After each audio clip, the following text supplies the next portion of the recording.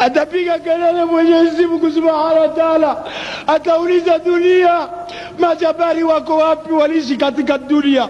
Wafalme wako wapi waliishi katika dunia? Wako wapi niliwapa maisha mazuri wakaabudu vitu vingine badala kuniabudu mimi Mwenyezi Mungu Subhanahu wa Ta'ala? Ufalme wa leo ni wa nani? Nani mfalme wa leo? Nani mfalme wa leo?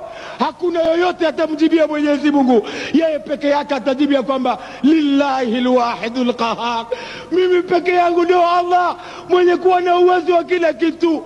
Majabari watakuwa hawako, wafalme watakuwa hawapo, wasultani watakuwa hawapo, waraisi watakuwa hawapo, maraisi watakuwa hawapo, mawaziri watakuwa hawapo, mashekhe watakuwa hawapo, mawali watakuwa hawapo, mahaji watakuwa hawapo, matajiri watakuwa hawapo.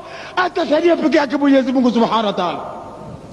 Ufalme uko wapi mpaka tumsahau Mwenyezi Mungu Subhanahu wa Ta'ala? Na hali tutarudi kwa Mwenyezi Mungu, tukitaka tusipotaka tutarudi kwa Mwenyezi Mungu. Mwenyezi Mungu Subhanahu wa Ta'ala akinena kwamba kullu man alayha fan, kullu man alayha fan, kila kitu kitakwisha, kila kitu kitakwisha, tabaki mimi peke yangu Mwenyezi Mungu Subhanahu wa Ta'ala. Ujabari uko wapi mpaka tumsahau Mwenyezi Mungu? Neema ndogo ambazo tunapewa na Mwenyezi Mungu zinatusababisha tumkufuru Mwenyezi Mungu, tumsahau Mwenyezi Mungu, na kesho tutakwenda kwa nani?